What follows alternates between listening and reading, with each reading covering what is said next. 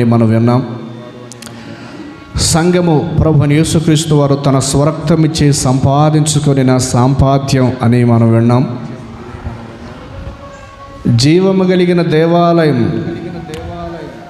అంటే సంఘము ఎలా ఉంటుందో మనం లేఖనముల నుండి గడిచిన సందర్భాన్ని మనం విన్నాం. జీవం కలిగిన దేవుని మందిరములో అనగా జీవము కలిగిన దేవుని సంఘములో జనులు ఎలాగ ప్రవర్తించవలనో అది నీకు తెలియచేయవలనని ఈ మాటలు దేవుడు పౌలుతో ఈ మాటలు రాశాడు. మరలా మాటలు మనం గుర్తు చేసుకుందాం. తిమోతికి రాసిన మొదటి పత్రిక 3వ అధ్యాయము 15వ వచనాన్ని మరలా నేను గుర్తు చేస్తూ ఉన్నా. తిమోతి రాసిన మొదటి పత్రిక 3వ అధ్యాయము 15వ వచనం.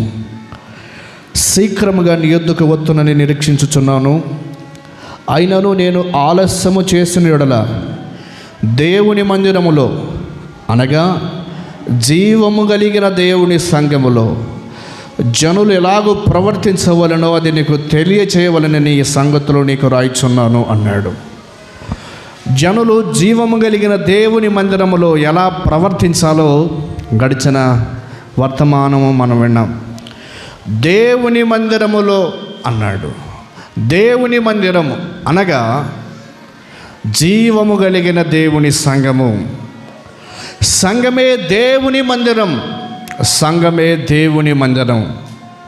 దేవుని మందిరము కొత్త నిబంధన చెప్పిన మీనింగ్ ఏమిటంటే, దేవుని మందిరము అంటే కొత్త నిబంధన ఇచ్చిన